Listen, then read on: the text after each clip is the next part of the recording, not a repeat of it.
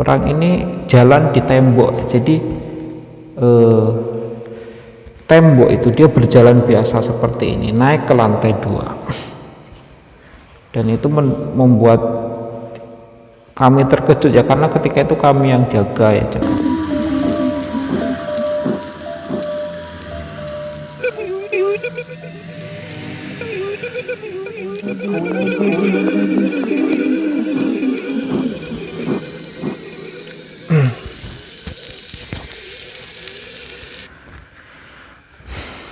A'udzubillah.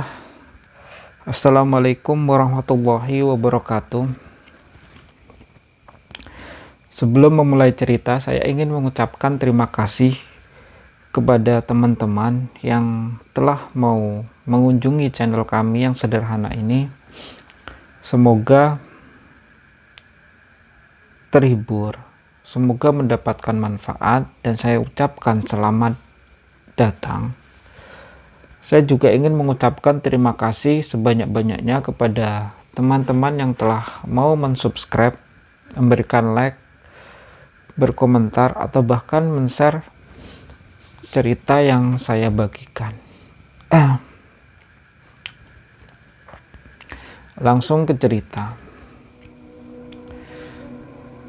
Cerita yang ingin saya ceritakan malam ini sebenarnya kompilasi ya, kumpulan beberapa cerita-cerita yang dialami atau kami alami ketika masih sekolah.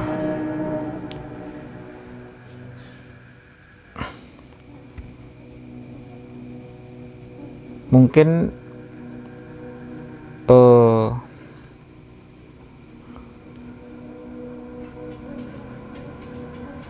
saya yakin teman-teman punya cerita yang banyak ya ketika di sekolah yang berhubungan dengan gedung sekolah.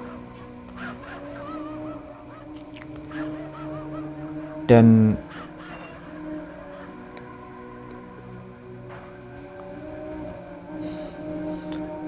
kejadian yang paling banyak terjadi itu biasanya terjadi di pondok pesantren ya. Biasanya di pondok pesantren ini banyak sekali kejadian-kejadian yang aneh, karena katanya di pondok ini biasanya memang banyak jin atau golongannya yang mengganggu santri, sehingga mereka tidak betah di pondok tersebut. Nah, banyak cerita-cerita yang biasanya ada di gedung sekolah atau di pesantren ya.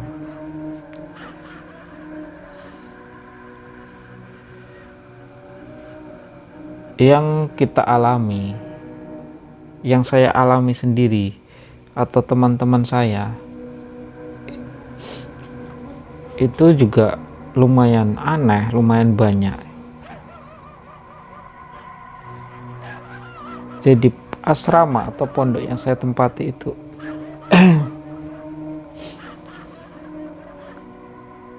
itu memiliki beberapa tempat yang dianggap serem ya, yaitu di gedung sekolahnya, di dapurnya, dan di kamar mandinya.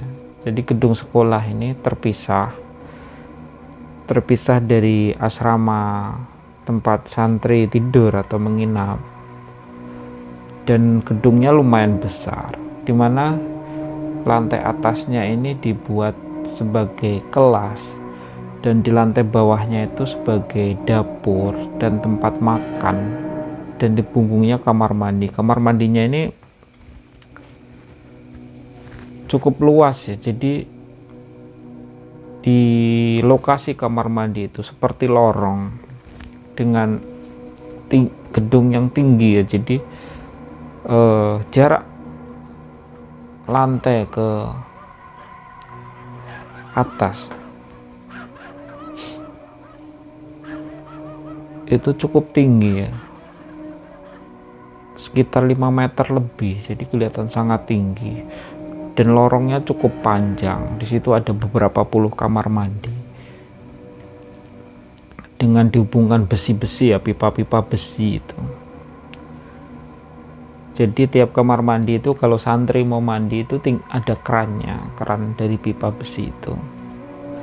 Nanti mereka mandi dengan air keran tersebut, membawa ember sendiri, jadi mereka harus punya ember. Di tengahnya pun ada pipa besi yang panjang, situ dihubungkan dengan keran-keran. Tempat biasanya santri di situ mencuci baju dan lain sebagainya. Nah,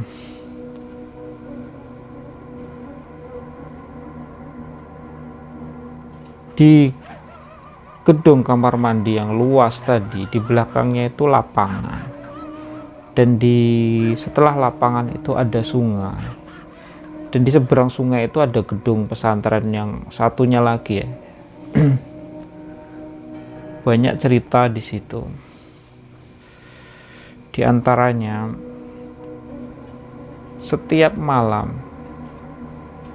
itu biasanya ada terdengar orang mandi di kamar mandinya tadi, padahal di situ tidak ada siapa-siapa ya. Mungkin cerita seperti ini sudah umum ya. Jadi ketika santri pergi ke kamar mandi, nanti dia mendengar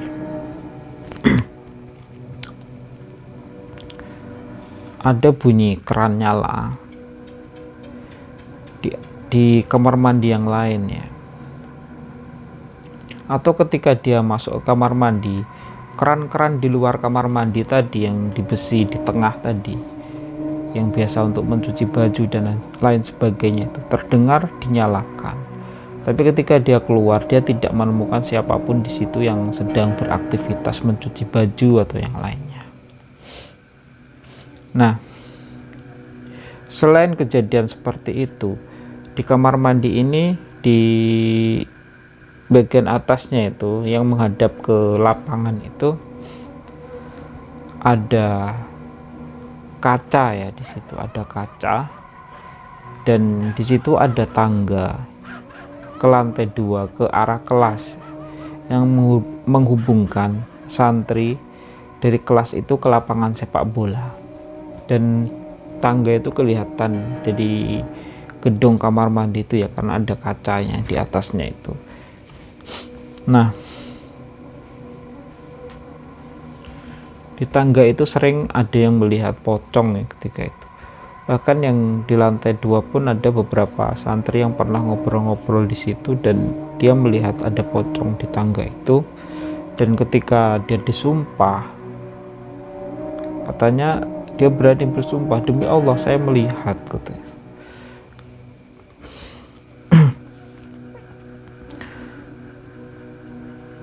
Dan masih banyak kejadian-kejadian yang lainnya. Pernah ada santri yang pergi ke dapur. Dapurnya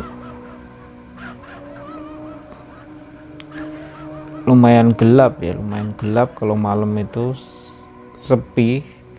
Ini dapur yang di asrama satunya ya, yang di samping sungai pas. Nah,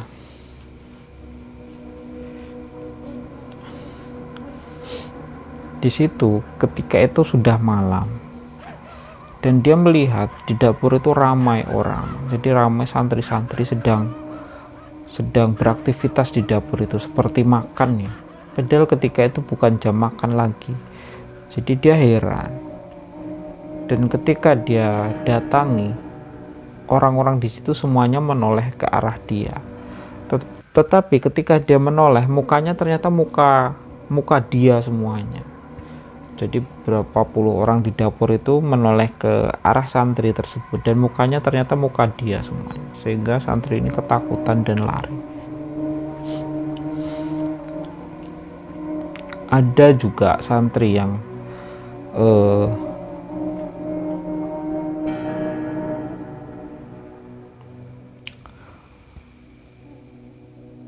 ketika berak di toilet,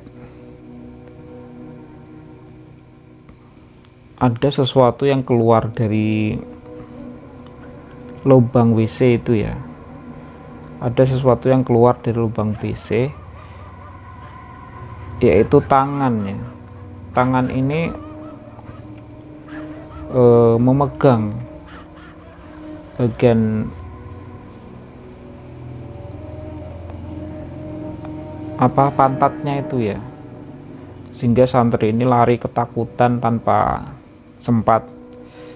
melakukan cebok dulu ya, lari ketakutan, teriak-teriak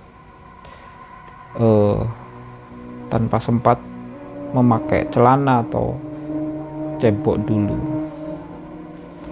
Ada juga cerita, jadi ketika dia berak di lubang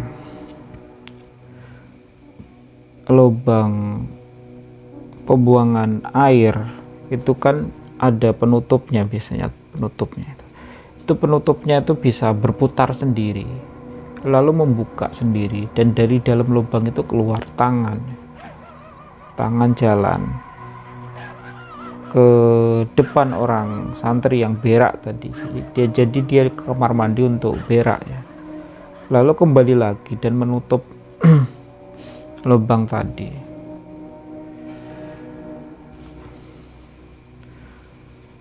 Karena biasanya jin ini memang paling suka di kamar mandi ya, karena tempat yang paling kotor itu biasanya salah satunya kamar mandi, selain gudang dan tempat-tempat lain. Ada juga cerita santri yang pergi ke lapangan di malam hari karena ada aktivitas tes mental ya. Jadi biasanya di pondok itu ada tes mental, jadi santri disuruh ke suatu tempat, nanti ditakut-takuti atau dibuat seperti apa untuk mengetes mental dia. Nah ketika dilakukan tes mental tersebut santri ini melihat ada wanita yang duduk di pinggir sungai,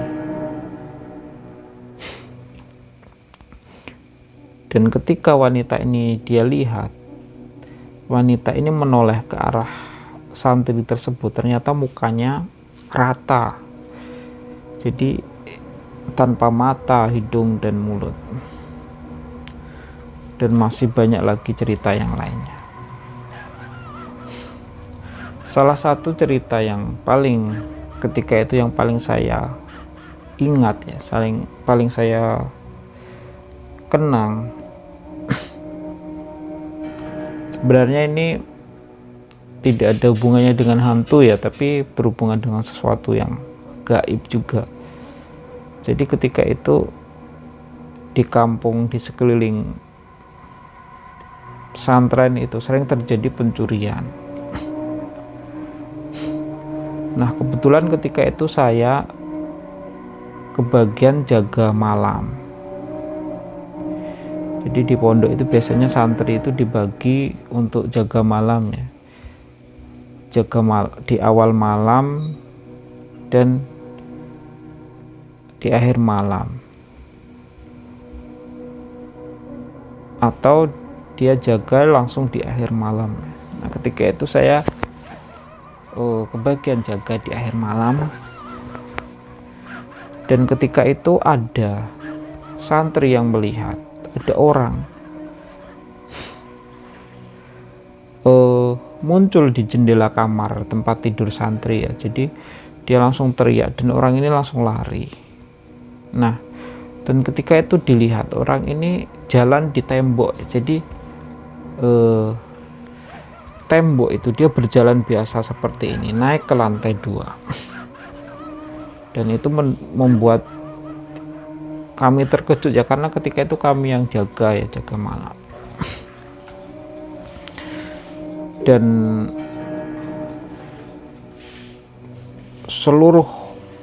banyak warga kampung ketika itu juga datang ke pondok. Jadi ternyata ada pencuri yang dikejar ketika itu, dan katanya larinya ke arah pondok. Jadi dicari-cari di situ daerah pondok, kami juga ikut mencari ya, dan tidak ditemukan apapun.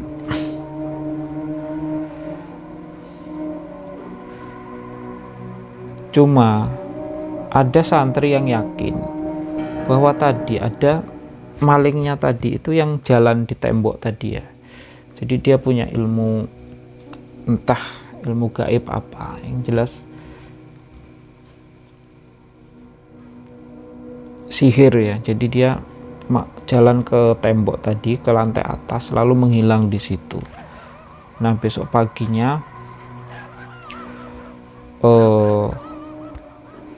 warga kembali ramai karena ternyata orang ini waktu keluar dari tempat di lantai 2 tadi, tempat persembunyian tadi, waktu dia turun, entah jalan lagi di tembok atau lompat ke bawah, ke lantai ke tanah dari lantai 2 itu, diketahui oleh orang di sekitar situ dan akhirnya dikejar dan tertangkap. Dan ketika itu kami sempat diminta untuk jadi saksi ya, karena kami ketika itu jaga. Tetapi ustadz atau ya ustadz lah yang di pondok menghalang-halangi karena bisa mengganggu aktivitas belajar mengajar kami. Mungkin ini yang saya ceritakan, jadi hanya cerita-cerita kompilasi atau cerita-cerita sedikit tentang hal-hal yang kadang-kadang yang biasanya terjadi di gedung sekolah ya, hal-hal yang seram, cerita-cerita yang aneh-aneh.